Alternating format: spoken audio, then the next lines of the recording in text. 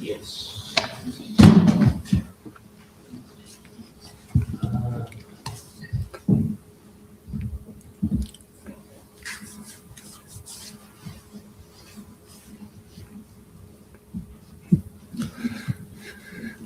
Good noon, everyone. Welcome to our last edition of Capital Clarity for 2026. We thought the legislature would be done by now, but they're at ease up in the House. They're at ease up in the Senate. They're still legislating away. Sometimes that can be a good thing, but more often than not, it means they're legislating away a lot of your tax dollars. So we're on the watch. Watching these last bills go back and forth between the House and Senate. It's always a bit of a juggling act.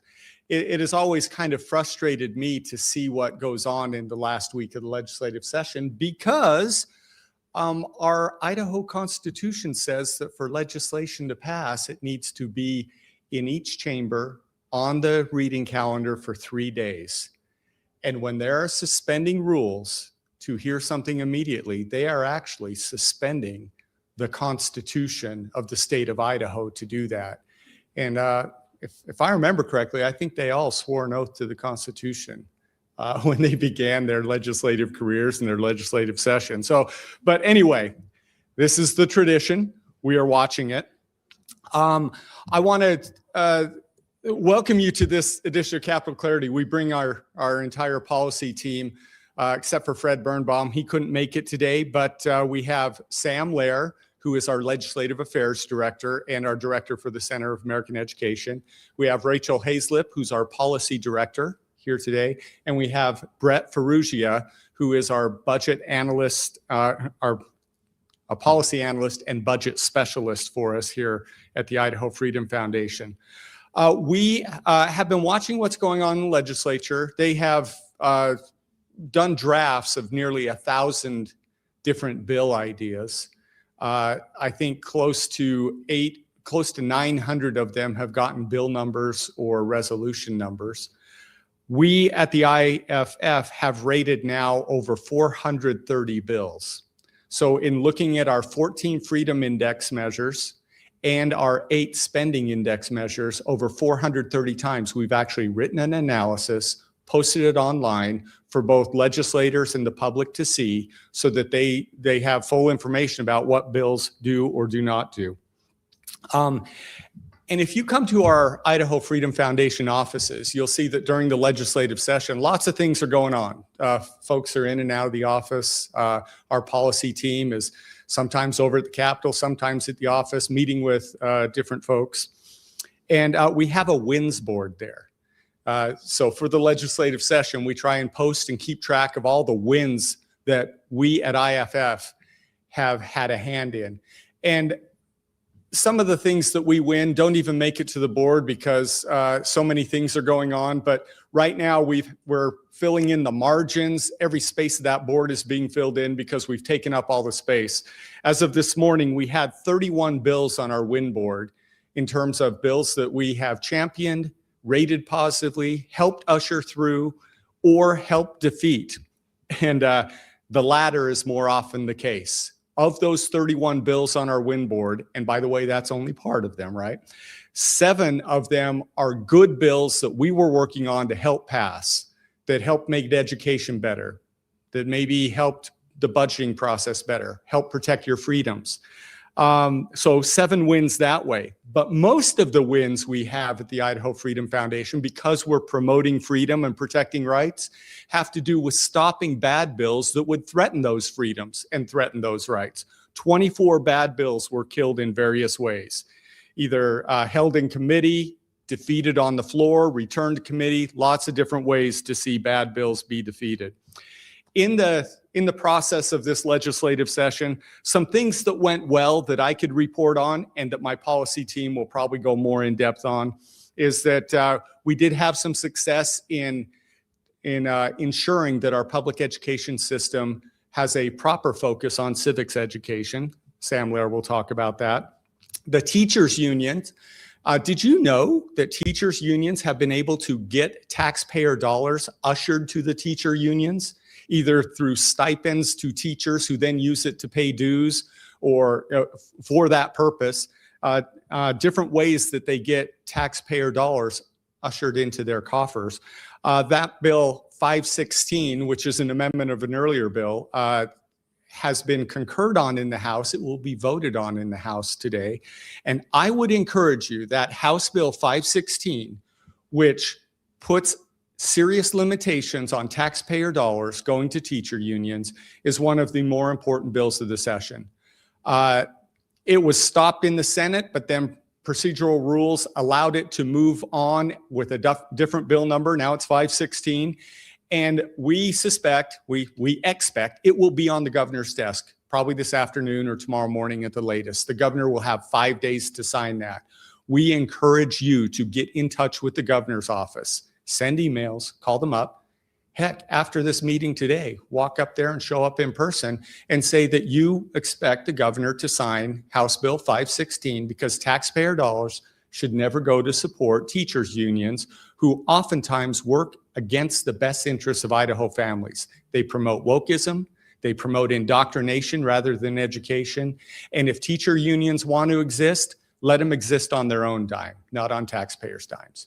So that is something very good that could come out of this legislative session. We've seen some good bills on home affordability move through, market-based solutions to medicine, conformity with the Trump big beautiful bill that had tax cuts included at the federal level, which translated into state tax cuts because of the use of the adjusted gross income on your tax forms. The bill to conform with that and make federal tax cuts also translate into state tax cuts passed. Bathroom safety was signed today, student safety in schools. And another big success of the Idaho Freedom Foundation last week is a bill kill, and that was a bill to create Idaho child care programs in state law that would have been similar to the Minnesota programs where you saw all sorts of fraud, including in the Leering Center, if you know what I mean. And so we didn't want that to happen in Idaho. It's happened by rule and it's actually got some funding, but by defeating this legislation, we can make the case for diminishing the funding for that so that families can be in charge of their kids' learning instead of the state and instead of the fraud that comes with it sometimes. So those are some good things. Some things not done well in the legislative session. Again, my policy team will talk about this. I didn't see one tax cut out there that went across both houses and sent to the governor. There was one bill, 926, that involves property tax increases for some Idahoans.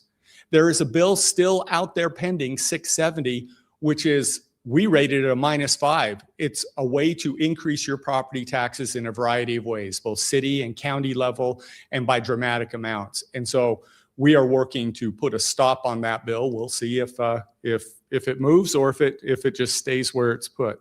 Illegal immigration reform has been less than stellar. There's been a couple minor bills right here at the end. I guess that's because it's election season. And so legislative leadership wants to make sure they don't look like they dropped the ball entirely on illegal immigration, but they largely did. Child Protective Services reform. Worked with legislators throughout this session on that, only to run into roadblocks with chairman's drawers. And so pay attention to your election season because elections for your representatives and senators translate into leadership in those chambers and translate into who's controlling the legislation going through committees.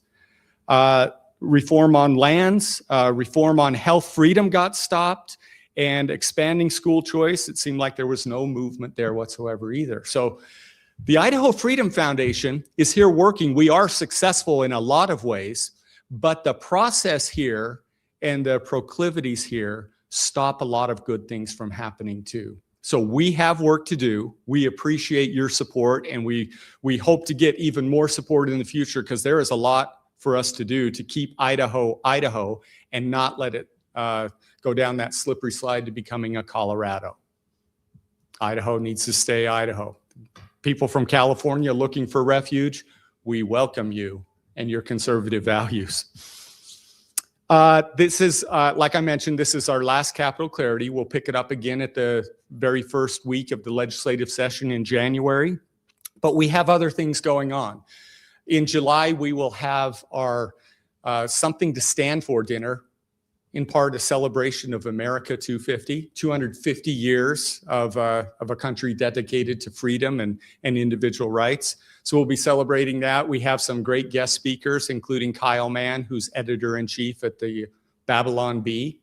We also have Kelly J. Keene, who is president and CEO of Let Women Speak, and she'll talk about protecting women's rights from the LGBTQ agenda and trans agenda. And it'll be a stellar night. So July 18th, put it on your calendars, right here in Boise. And tickets are on sale now, and they're already starting to sell. So we're excited for that. And I'll announce this again at the end, but I want to announce it now too, that at 2 o'clock today, we are going to release our video of our on-the-street interviews at the No Kings 3.0 rally. You will be blown away at what goes on in Boise when 5,000 crazy leftists gather on the Capitol steps. Did you hear me? I said 5,000 at least. They are motivated. They have crazy ideas, and they want to see them happen in Idaho. And this video just shows you what we're up against. And so 2 o'clock today, look for that being released. It'll be on YouTube, Rumble. You can get to it through Facebook and X and all those things. My comms director saying yes, all those things. So, and click like, share, and everything, because this thing could go viral. It's libs of TikTok worthy, I'm telling you. Let me turn the time over to our policy team. We're going to start with Sam Lair, who is our Director of Legislative Affairs and Center for American Education Director. Sam, come tell us how the session went from your perspective.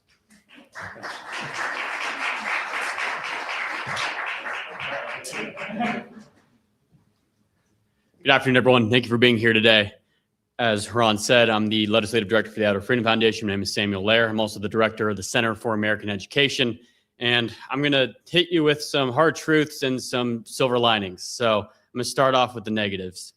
If you recall, this past summer, the legislature established a DOGE task force based off of the federal task force that Elon Musk headed at the beginning of the Trump administration. And this is what many red states have tried to do, is copy that formula and bring government efficiency, reducing government waste, fraud, and abuse, decoupling administrative state from constitutional government to the best of their ability.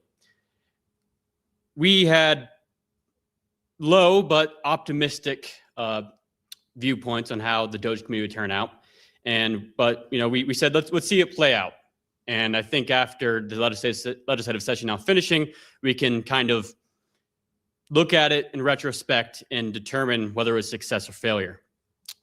Prior to the DOGE committee meeting, we issued a number of recommendations ranging from high things such as the repeal of Medicaid expansion, which is increasingly becoming a budget that's frankly bankrupting our state and bankrupting our nation, because most of the money comes from the federal government, 90% of it.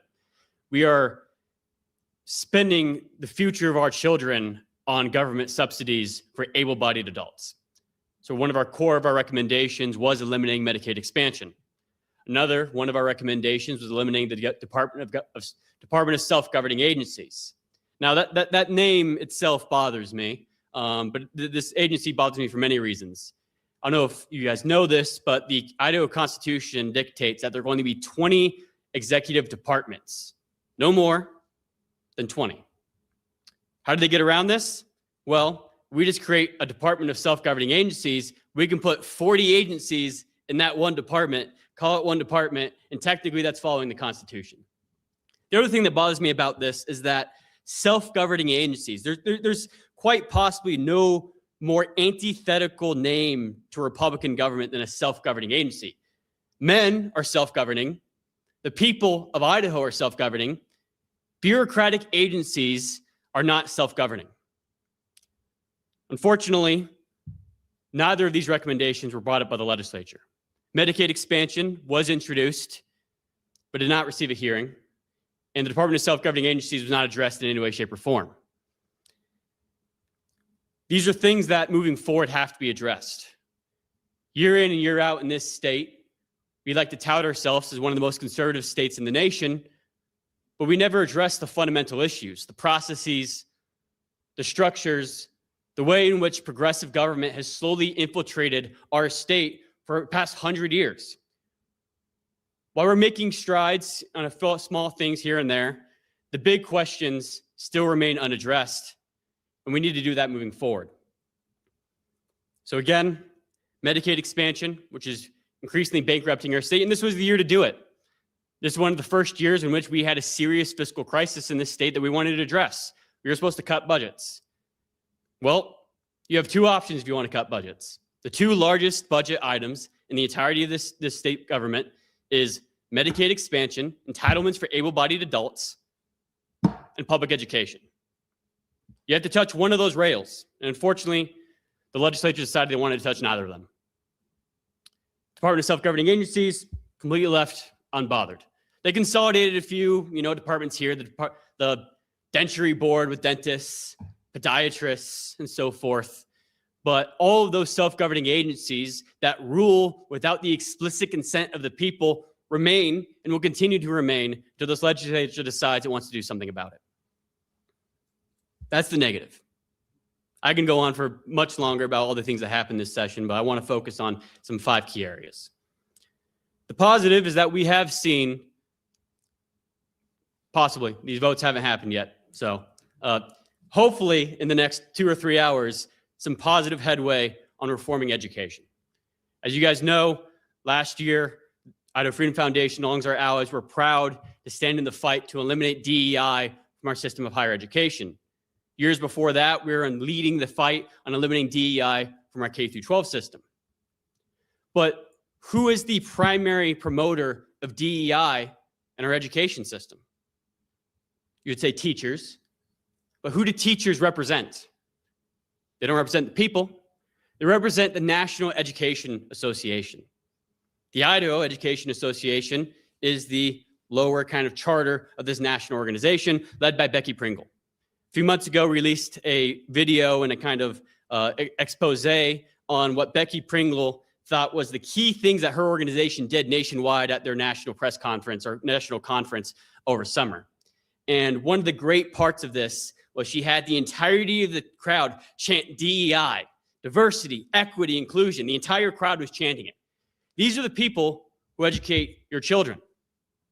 The Idaho Education Association participates in a program put on by the NEA called Leaders for Just Schools, in which they train all of our teachers, the people educating our children, how to be radical social justice activists, how they can go into the minutia of school policy, how they can come to this building and lobby to your representative to subvert your will, and how they can get your students, your children, their students, to become activists themselves. This is a core policy of the IEA that they tout left and right. They're very proud of it. The other thing that they have going on is the May Matters campaign. If you remember last year, the Idaho Freedom Foundation was proud to participate with other coalition members in getting universal school choice through this legislative body. So that way, parents such as yourself can have the option to not have their children indoctrinated by the IEA. The IEA called it the worst legislative session in Idaho history, that they can no longer have control of your children. And what they decided to do in response was say that they were going to primary every single Republican legislator who voted for the school choice tax credit. Now, for several years, a number of excellent individuals, such as Maxford Nelson at the Freedom Foundation, not to be confused with the Idaho Freedom Foundation, we work closely with them and we're proud to do so. In addition to a number of the other larger coalition of conservative organizations in this state and legislators have been trying to address the power and control of the IEA over our school system and our government, frankly, because they have a lot of influence in this building, more influence than probably you or me, and that's a problem. FDR, Franklin Delano Roosevelt, once said that government unions are antithetical to the American experiment because they subvert the will of the people. Now, I don't know about you guys, but I think Idaho should be more conservative than Franklin Delano Roosevelt. I think that's easy. That's common sense, right?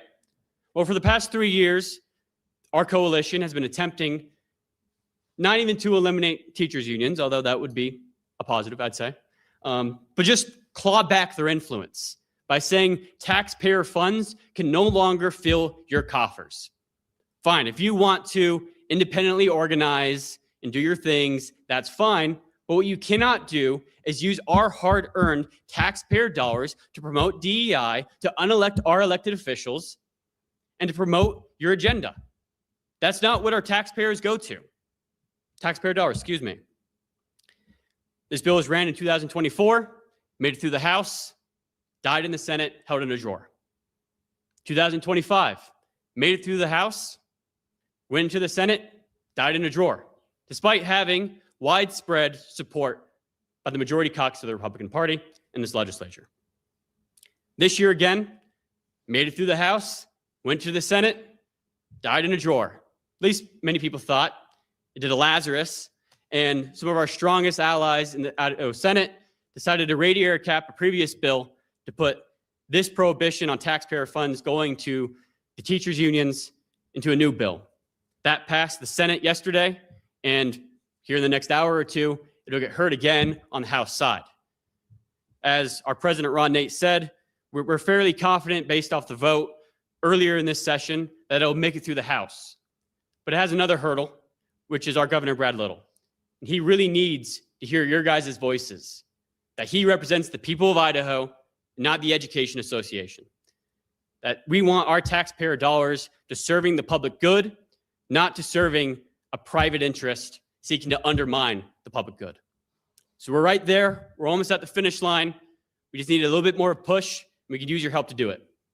The other thing that we were involved in, that I was particularly involved in as education director, was to bring strong civics core knowledge back into our public education system. As you all may know, hopefully, this is the 250th anniversary of our independence as a nation.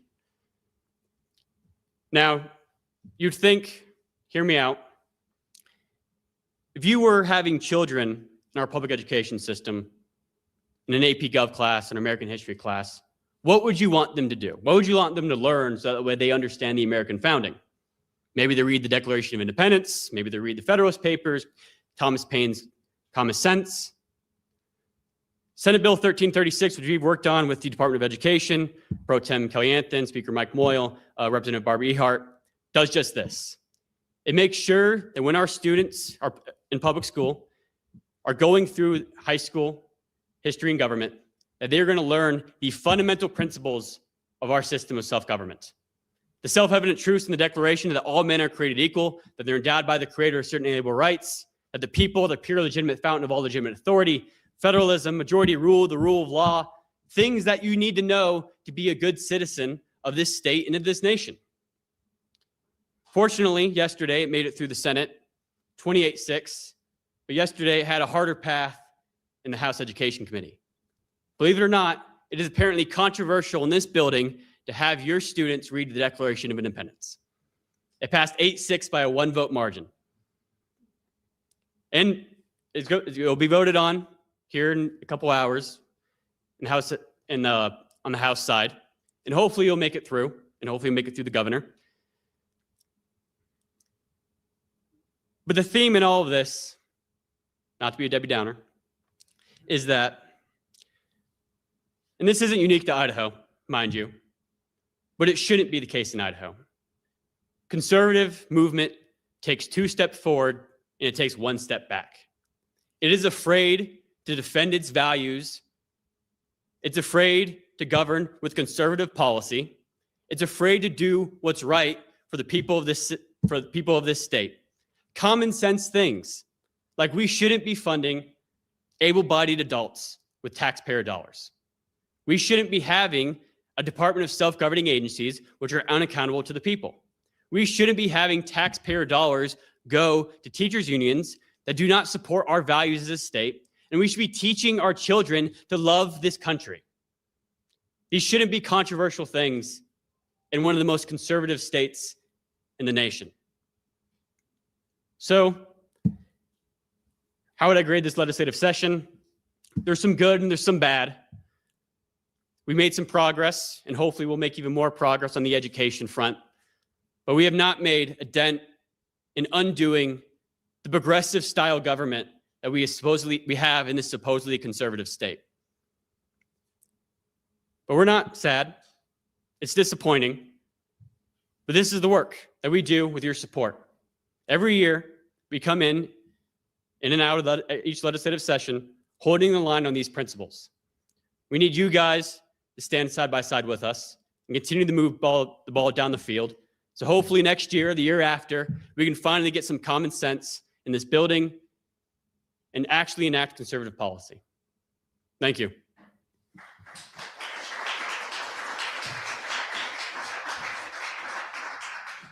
Thank you, Sam. And before I bring Rachel up, I want to congratulate Sam on 3 fronts here. Number one, I forgot we need to update the slide, but Sam should be congratulated for achieving the PhD from the Hillsdale College. And so he's a proud graduate there. Now it's Dr. Sam. He is also a father once over. He and his wife had welcomed their new son a couple weeks ago. And so there's another conservative in the Treasure Valley. No pressure. Okay.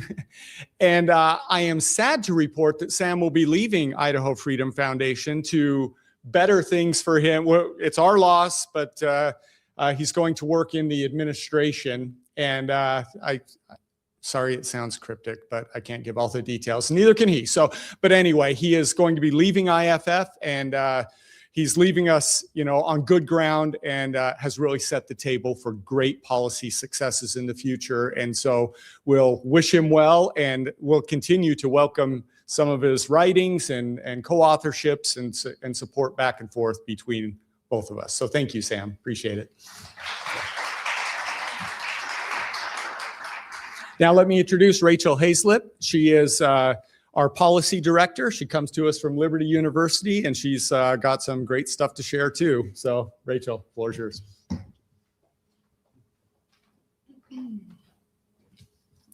Hello, everyone. Thank you again so much for being here.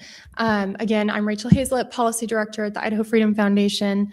Very excited. It looks like this is going to be our last week of session. There are a lot of very excited people in this building. It looks like we're going to sine die here either today or tomorrow, so we shall see. I'm going to be pretty brief here today. I want to talk about one specific point on our freedom and family agenda that Sam talked about, and also talk about the Freedom Index, which will be forthcoming really soon here. As Sam discussed, we certainly had some great wins this session, or are looking forward to hopefully having some great wins in the next day or so. But we've also had some pretty significant losses. And I think that it's fair and important, especially in a primary year, that we really look at those losses and to kind of echo both Sam and Ron and ask, why is that happening in a conservative state? In a state that is touted to be one of the most conservative in the nation. So a lot of those losses, interestingly enough, seem to take place in the Health and Welfare Committee, chaired by Representative John Vanderwoude. So we're gonna harp on that a little bit. Some of the most critical legislation, I would argue, of this legislative session that was brought forward were health and welfare committee bills. And many had to do with protecting parental rights and children from the seemingly ever-growing power of an overreach of the Department of Health and Welfare and Child Protective Services. Our team worked extensively on multiple bills this session aimed at protecting Idaho's families and children through reforming family law and child protective services. There are several bills that were brought forward. excuse me. And unfortunately, largely they all died in committee or in the hands of the chairman. So I want to talk about some of those bills because I think they're too important to just breeze over. There was a bill defining medical kidnapping. We heard a couple weeks ago from Diego Rodriguez, for those of you who joined us at Capitol Clarity. And he shared his story, and we watched a bit of Ryan Mata's Never in America about the story of Cyrus Anderson, who was medically kidnapped from his parents. If you've not seen that video, I strongly encourage you to watch the whole thing. Very, very heartbreaking, but very, very important. The story of Cyrus Anderson, many of you will probably remember it from the news a couple years ago. It's not an isolated case. This is happening very, very frequently in the state of Idaho. We have had hundreds, literally hundreds of parents come forward and share their own stories about their children being medically kidnapped. So this bill would have defined medical kidnapping, and it would have constrained the authority of the Department of Health and Welfare and CPS, and it would have protected parents. And this bill was not even allowed to have an introductory hearing. Not even an introductory hearing. And why, you might ask? Well, because the Department of Health and Welfare didn't like it. They didn't like it, so we're not even going to give it an introductory hearing. So effectively, this bill, which is really, really critical for protecting parental rights, was essentially DOA back in January, despite best efforts to try and bring it forward. There were two other bills, and these two bills were very near and dear to my heart as someone who has worked in the legal system. But one of them would have raised the evidentiary standard for family and CPS courts from the preponderance of evidence. The preponderance of evidence is the lowest evidentiary standard in the American legal system, and it's the one that governs family and CPS courts, that determines the fate of your children and families. So this bill would have raised the evidentiary standard from the preponderance of evidence to clear and convincing evidence. And the second one would have clarified the burden of proof for a parent being placed on the Child Protection Central Registry. Currently, in Idaho Code, you can be put on this registry with 0 criminal convictions of child abuse or of child neglect. And you stay there for 10 years, regardless of conviction, it doesn't matter. So zero convictions. This is extremely problematic for, a plethora of reasons. But an additional reason now is there's a House Bill 776 that's currently sitting on the governor's desk to be signed into law that would direct the Department of Health and Welfare to investigate and verify reports against a caretaker of a newborn that are on the Child Protection Central Registry. Among other criteria, and they can conduct safety checks when a report has been verified, potentially ending up with the removal of a newborn from their parents, again, without a criminal conviction. That's pretty problematic. That's scary stuff. And neither of these bills, either to raise the evidentiary standard or to receive a conviction of guilt to be put on a registry that is essentially saying that you are guilty of child abuse or neglect, neither of these were either given introductory hearings. And there was also a bill regarding social workers and their training and the authority in the process of removing a child from their families. This was given an introductory hearing, but it was not given a full hearing. So these bills were eventually filed as personal bills, and those numbers are 955, 953, 954, and 956 respectively. Finally, there was a very strong bill, which was 757, House Bill 757, which would have defined medical neglect in Idaho statute. We were denied getting a hearing over and over again. It kept getting delayed and delayed and delayed. Finally got a hearing, and we were given 27 minutes for this bill to be heard in committee. And this was after discussing, I mean, it was disgusting, but after discussing sprinkles and brownies for the SNAP bill. Very important, very important. So we had 27 minutes, and not only that, but the most egregious part was that no supporting testimony was allowed to be heard. I was sitting in a room with dozens of attorneys, doctors, paralegals, parents, grandparents that were sitting in that room waiting to testify, and they were denied the ability to testify from Chairman John Vander Woude. And then when a recess was asked for, he also denied that. Instead, he allowed the opposition, two lobbyists, I believe it was two lobbyists, and then a doctor, to offer testimony against this bill. I've watched lots and lots and lots of committees and committee hearings throughout the last 5, 6, 7 years. I have never, ever seen a more egregious abuse of chairman authority than in that committee. I've never seen a more unfair committee hearing ever. Absolutely disgraceful. And Chairman Vander Woude is also the one who, as Sam mentioned, did not allow House Bill 850, which was the Medicaid expansion repeal, to be heard at all. Again, that one was not even given a hearing. And then again, surprisingly enough, it was also the committee where the Expanded Health Freedom Act died. This was House Bill 808. Our team worked extensively on this bill.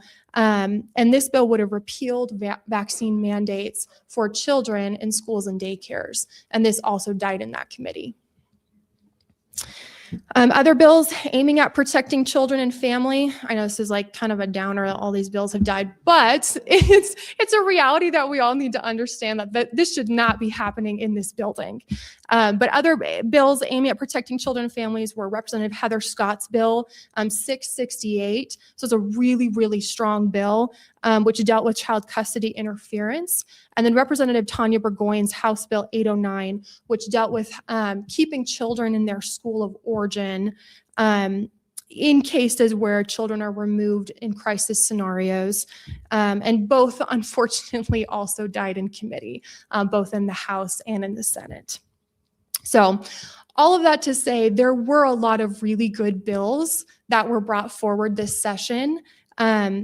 Just unfortunately, they never either saw the light of day and they died in chairman drawers, or they died in committee, and sometimes with very unfair committee hearings. So it's a bit of an unfortunate and grim report on protecting Idaho's families and children that I was really, really hoping not to have to give.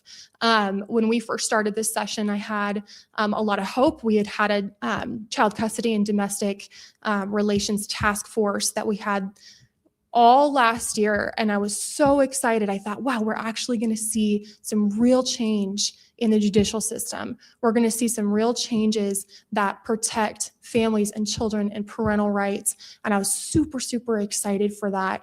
And then throughout this whole session, it was like one bill would come up, okay, and then it would die. Okay, then the next bill would come up, and then it would die. And I just thought, oh, why is it hard to limit the authority of agencies that are supposed to work for the people?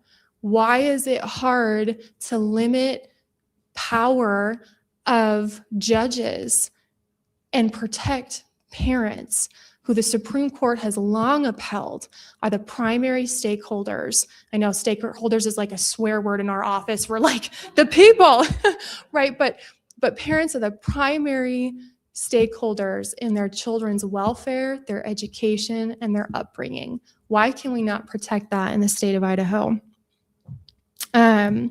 So I say all of this because it's very important to understand how powerful the lobbyists and the agencies are in this building. They absolutely, I think it's very accurate. This is my own personal opinion. I think they have a monopoly on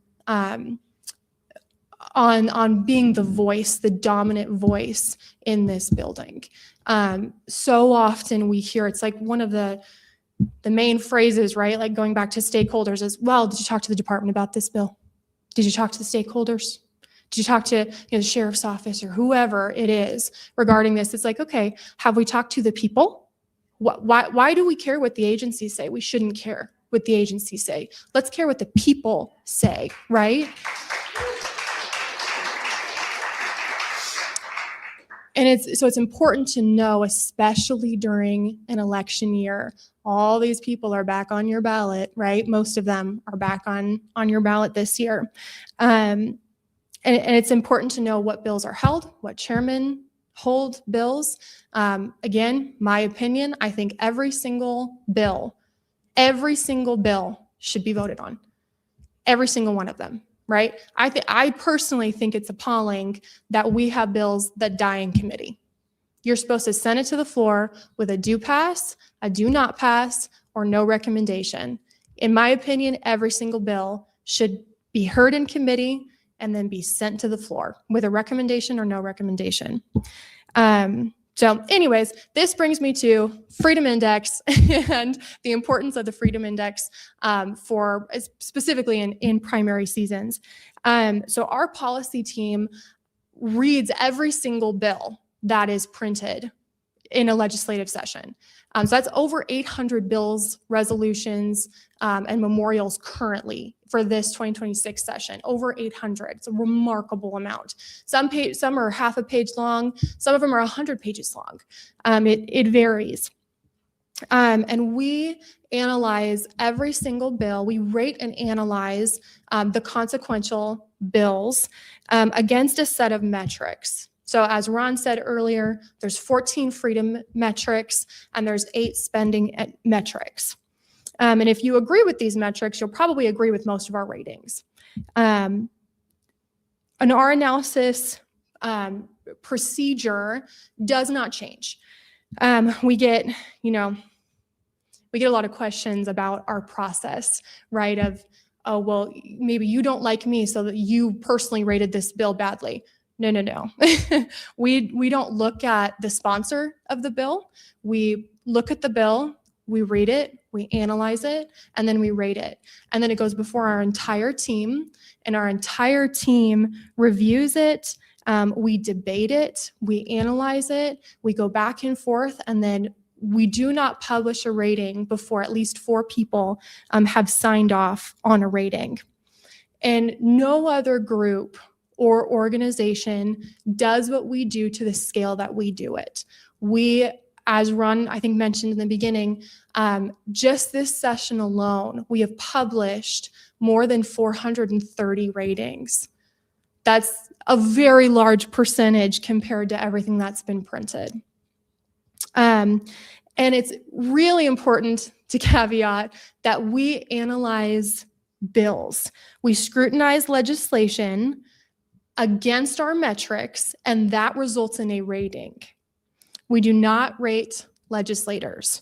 Legislators rate themselves when they vote for or against big government, for or against government encroachment in the market, for or against regulation, for or against traditional family values and school choice. And then our index serves 2 principal purposes. The number one is holding legislators accountable both in session and out of session. The Freedom Index plays a vital role in helping pass good legislation, and it is absolutely instrumental, as Ron said earlier, in killing bad legislation. We get all the time, we get phone calls, we get emails, we get text messages from legislators and lobbyists who want to work with us to make their bills either less negative or positive even.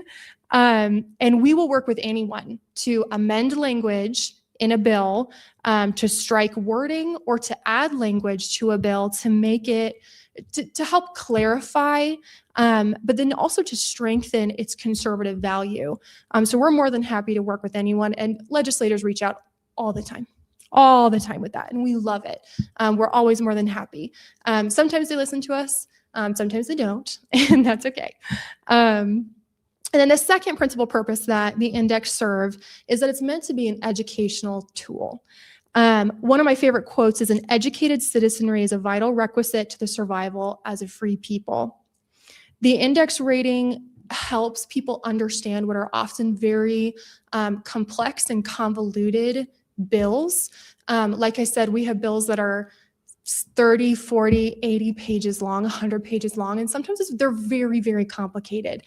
Sometimes it takes me 4 or 5 readings to go through an entire bill and say, okay, what is the purpose of this? When you take out all the legal jargon, what is this actually doing? And that's really helpful to be able to let people be able to read our ratings and say, okay, this is what this bill actually does. Or maybe this is what this bill is intending to do, but here's the unintended consequences. And here's what the language actually does in statute. And in election years, this is really important, our index, because it helps people know, okay, is my legislator actually a conservative, or are they not?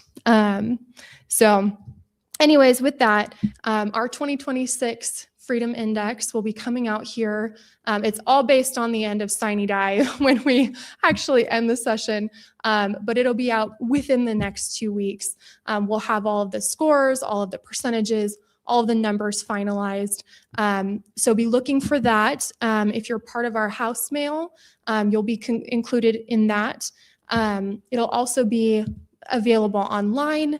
And then if you want additional copies, whether that be for campaign events or for town halls, feel free to reach out to our comms director, to our director of operations, Sarah Clendenin, or our development director, Rebecca Gordon, and we can get you extra printed copies out. So with that, thank you so much for your time. And I think Ron's going to introduce Brett.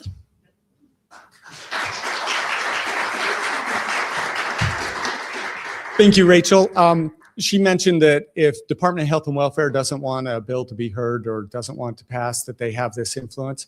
The influence they have is only what is allowed by the legislature. The legislature has created these agencies. The executive branch is supposed to execute the policies that the legislature dictates. And so when committees or committee chairs are listening more to the agencies, they are letting the creature serve the master, so to speak. You know what I mean?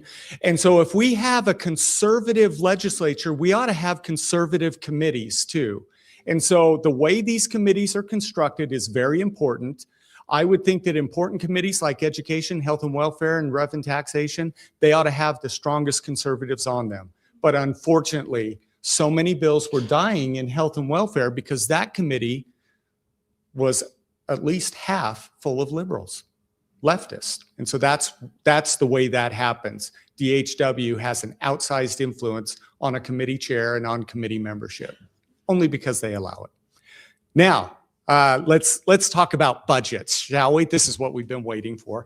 Our budget analyst, Brett Ferrugia, comes from Hillsdale College as well, and we welcome him. And he's been in JFAC all session long, early in the morning, looking at how your tax dollars are getting spent, and even some that you didn't pay, but will pay in the future. So, Brett, the floor's yours.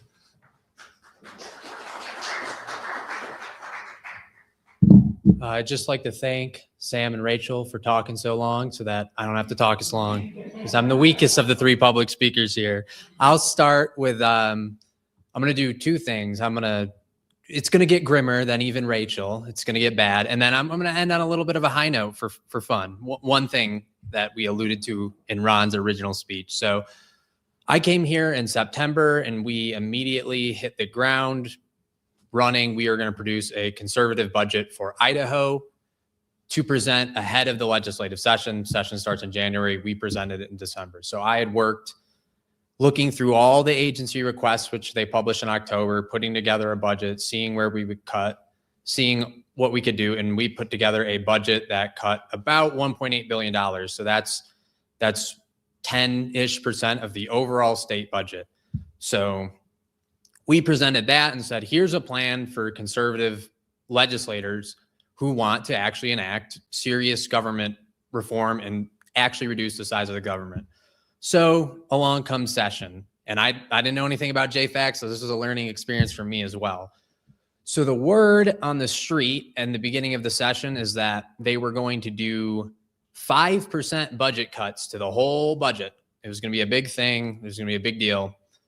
But through numerous things I'll enunciate now, 5% budget cut was to general funds.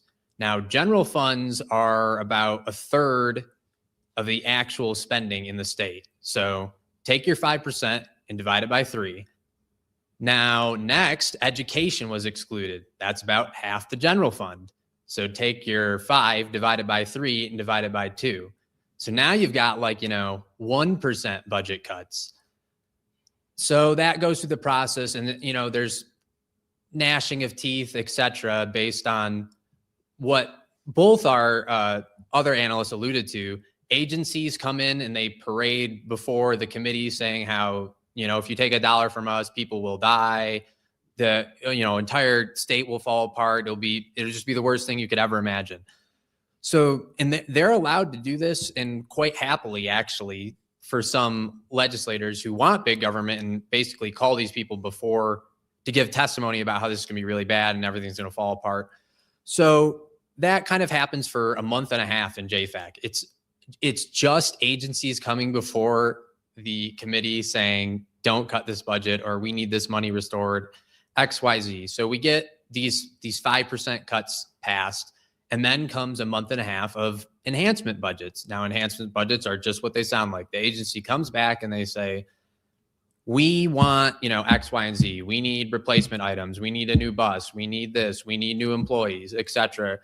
So they have spent now a month and a half adding enhancements back to the budget. So it was cut by 5%, which was really cut by 1%.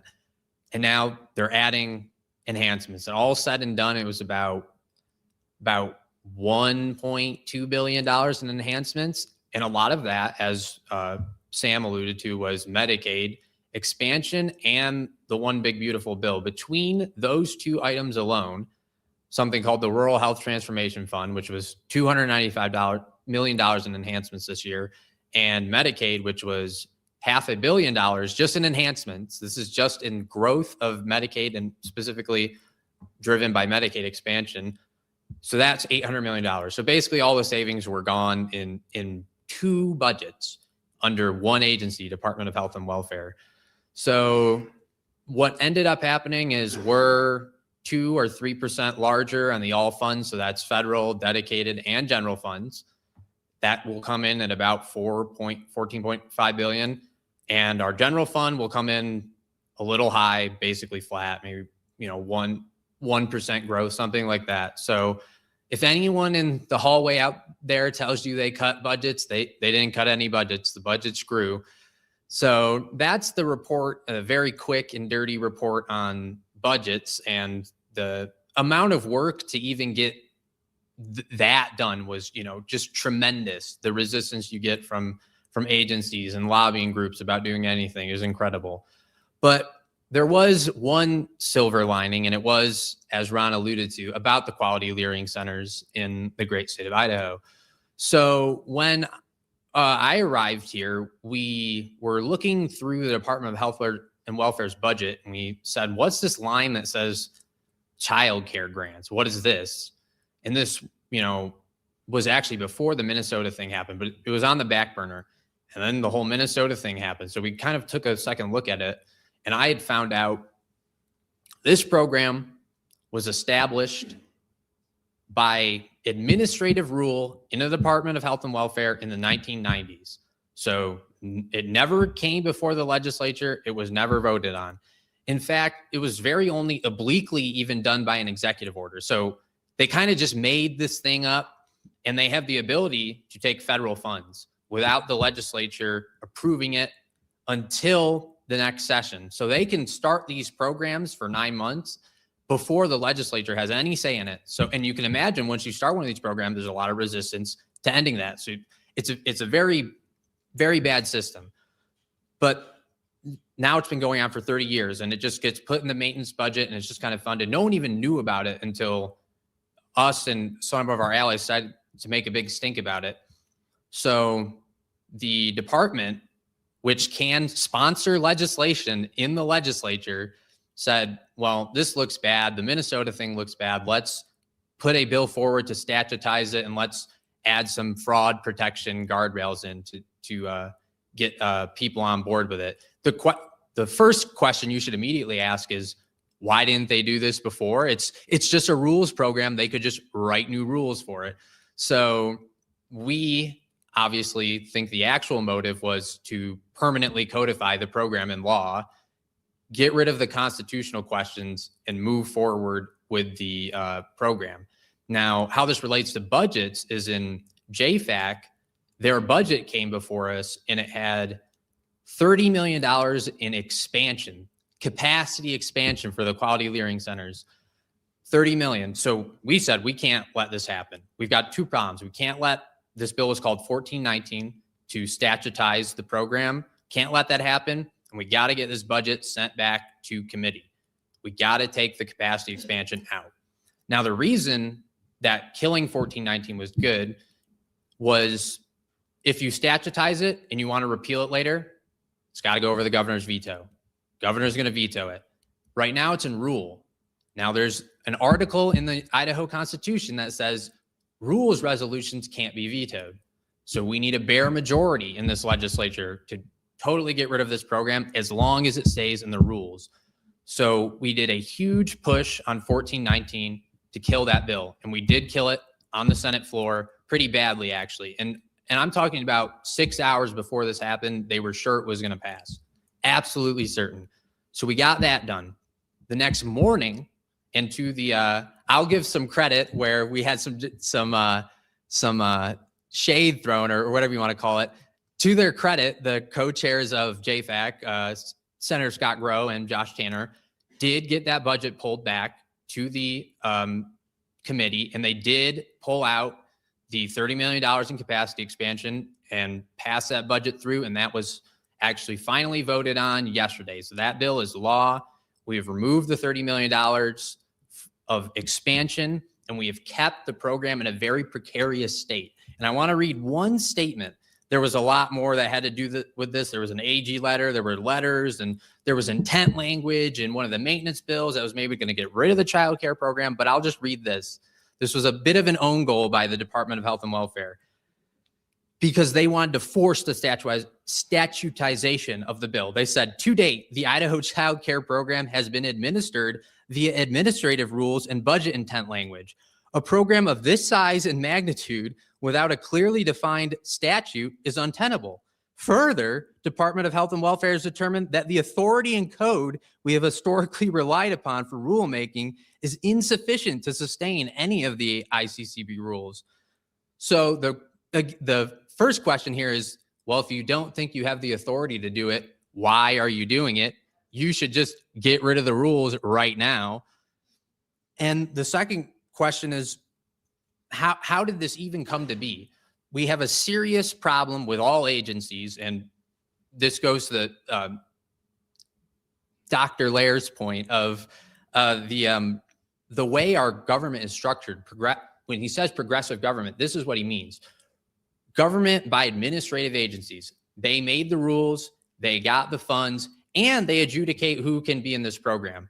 So you combine the functions and you have tyranny. You have a low-level tyranny. This is not government by the people. It's not government by the legislature. And the legislature just defers to the agencies. There's really no serious oversight or pushback against these programs unless it comes from you, the people, and organizations allied with us, IFF, other allies who actually step forward and say, this can't happen. We're telling the legislators, you have to protect your legislative power. You cannot You cannot reward a program who operated without legislative authority by codifying it for 30 years. We had to tell them that.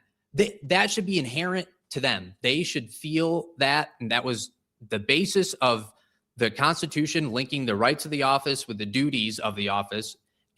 They must be linked, and the fact that we as an outside entity have to tell them, please defend your own power, don't let this happen, is a sort of testament to the depths at which self-government has fallen in this state, and this is one of the better states. So we've got a lot of work to do, and I want to thank each and every one of you who support us for letting us do that work and hopefully chipping away at this whole thing we've got going on here.